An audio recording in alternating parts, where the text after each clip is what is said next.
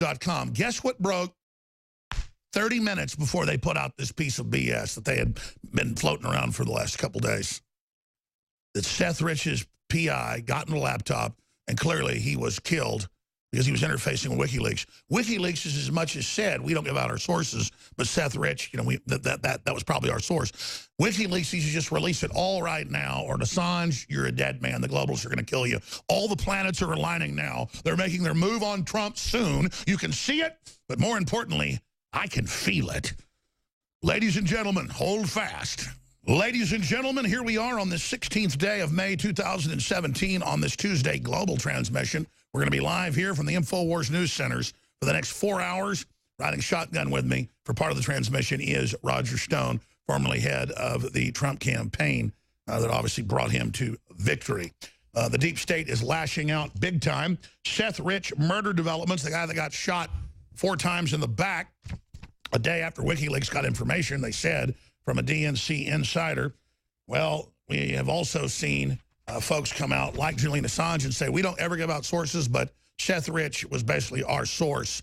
Well, absolutely, he's been killed. Obviously, you never give out sources to protect them, but he's been killed now. You've got to completely release that information and what else you have, WikiLeaks, because the planets are now aligning. Notice, within 30 minutes of this breaking on Fox television, they're in D.C., getting around the controlled corporate media, the whole Washington Post story comes out that Trump didn't just let them plant listening devices in the Oval Office, the Russians. He didn't just keep out the media and only let the Russians in. None of that was true. He had their pool reporter, our pool reporter, America's. No. He gave them classified info on Al-Qaeda and ISIS and on an ally in the Middle East that gave us intel. And then we learned what he talked about.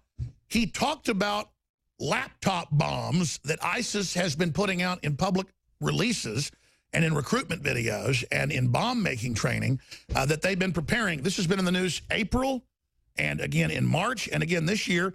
It's been in the Washington Post. It's been in the New York Times. I have screenshots of all of it that we're going to be putting on screen for everyone. So here it is. Trump revealed highly classified information to Russia foreign minister and ambassador. And then you've got them all attacking him in the Washington Post, the New York Times, but here they are in the New York Times, and here they are with Max Boot and all of the publications coming out, Adam Goldman, you name it, New York Times. On March 22nd, intelligence shows Islamic State is developing a bomb hidden in portable electronic devices. Here it is. U.S. raid in Yemen led to laptop ban on flights. That was on the news in April and in March. All Trump discussed was something that is in the news. It's like Trump saying, did you see the yellow sun, Lavrov, up in the sky today? Did you see that big old yellow sun? And they go, yes, Mr. President, we saw the yellow sun. And the news goes, my God, he just gave away the intelligence. This man is a traitor. So this is the incredible level of lies. Bonafide, completely fake, saying the sun is in the sky. But meanwhile, 30 minutes after it comes out, Seth Rich, the private eye, that was originally hired by the family, that went in and got into the laptop saying, yes, he was in contact with WikiLeaks. The family said they thought he was killed in foul play by the Democrats, but now they've reversed that, at least Fox News is claiming, and says, oh, the family's saying it isn't true what the PI says. So this is amazing. There's the original story, Fox 5, up on Infowars.com. By the way, they're starting to take these articles down. Everybody should screenshot this. Family's private investigator. There is evidence Seth Rich had contact with WikiLeaks prior to the death.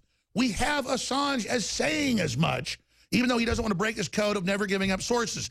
That's kind of letter of the law. When someone's been killed and the globalists know they're the source and they're a hero and they're not a Russian. This is very clear. Julian Assange offered a $25,000 reward for anyone who had information regarding the murder of Seth Rich. What clearer indication could you have had that Rich was his source? Rich was not a low-level grunt at the DNC. He was the head of the IT division. So this is a classic example of them creating fake news in an attempt to blunt this devastating news. What the president should do immediately is order that the FBI take over the investigation into the Rich murder from the D.C. Metropolitan Police. Both of them are technically under the control of the President of the United States. And let's go further. We have this PI that was hired by the family saying, I talked to senior police officers that said, quote, we were ordered to stand down on this murder investigation. This is a respected PI with contacts in the police department, former law enforcement. This is bombshell intel. Well, bombshell intel. And Alex, I would point out that that Mark Rich's parents, Seth Rich's parents have changed their story. They initially said that they did not believe this was a robbery. In fact, Mr. Rich's father was quoted as saying that his ring and his wallet and his jewelry and his cash was intact.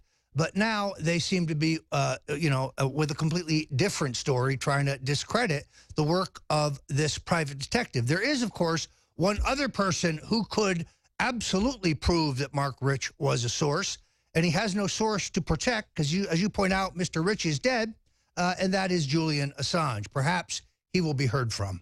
Absolutely. We're going to walk all through this and recap this, but this is simply amazing. And speaking of that clip, here is the original report from Fox there in D.C., and the full report is up on Infowars.com, and the full transcript of an article by Paul Watson where he talks about the fact that he talked to the senior police and they told him we were ordered to, quote, stand down. Here is that report. We are just 2 months shy of the one-year anniversary of Seth Rich's murder. And ever since we learned Rich was a DNC staffer, the conspiracy theories online have taken a life of their own. But today, Fox 5 has learned there is new information that could prove these theorists are, in fact, right. New information from the family's private investigators suggests there is tangible evidence on Seth Rich's laptop that confirms he was communicating with WikiLeaks prior to his death. Now, the question is, why has D.C. police, as the lead agency on the investigation for the past 10 months, insisted this was a botched robbery when till this day there is no evidence to suggest that? The Rich family hired Rod Wheeler, a former MPD homicide detective, to run a parallel investigation into their son's death. Wheeler says he believes there's a cover-up and the police department has been told to back down from the investigation. The police department nor the FBI has been forthcoming. They haven't been cooperating at all. I believe that the answer to solving his death lies on that computer, which I believe is either at the police department or either at the FBI. I've been told both. But you have sources at the FBI saying that there is information For that sure. could link Seth Rich to WikiLeaks? Absolutely. I want that private detective on. Confirmed. Actually, I have a source inside the police department that has looked at me straight in the eye and said, Rod, we were told to stand down in this case, and I can't share any information with you.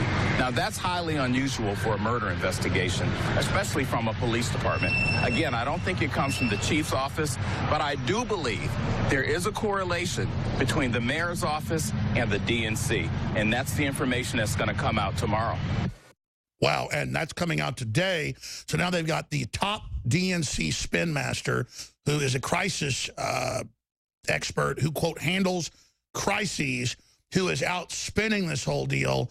This is amazing. And again, it turned out Seth Rich was in key IT areas, dealing with databases, dealing with DNC communications. And so here we have probably the prime hero, the leaker, an American patriot, giving the information to WikiLeaks, helping us get a view into CNN and the rest of the media, colluding with the Democrats, all this incredible corruption. He gets shot multiple times in the back. Nothing gets taken. The family hires a reputable PI, former police officer, who interfaces a parallel investigation, discovers all this stuff's going on, is told by the police, we've been told to stand down.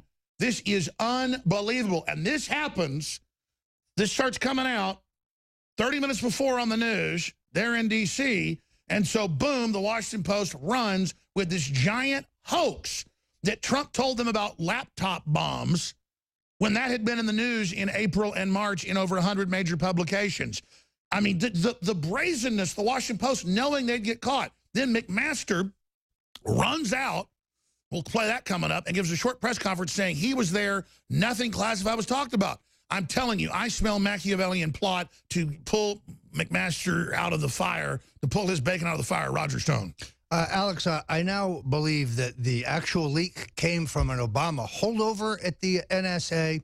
I am going to presume that that was done with McMaster's knowledge.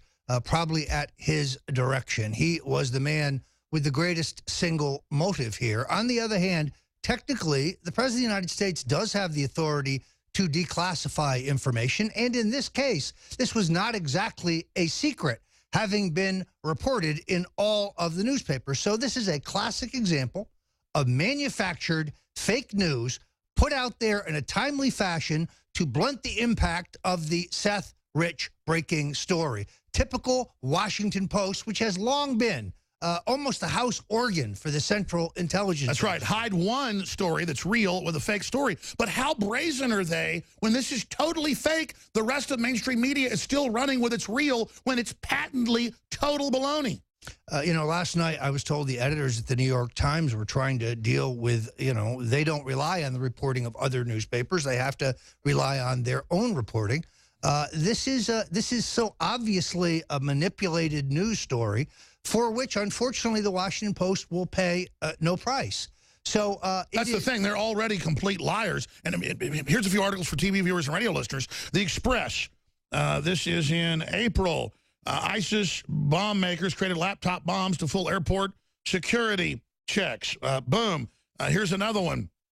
ISIS can make laptop bombs that evade airport security. How they learned about it? From the intelligence of the raids that Trump ordered. That was in the news. He's the president. They decided to release that info so the airports know he's the president. Exactly. He has power outside the other two branches. He can do what he wants. There's this idea to paralyze him, Roger, that he can't ever visit with the Russians. He can't ever meet with anybody because every time he does, they claim he's behind the scenes selling us out when he's doing the opposite. Well, and in fact, the focus here is exactly the opposite of what it should be. The president should order the FBI to find the leakers. That's the crime. That's the only crime. Absolutely. Well, how dare Trump say the sun was in the sky this morning? He's not allowed to say that. That's classified.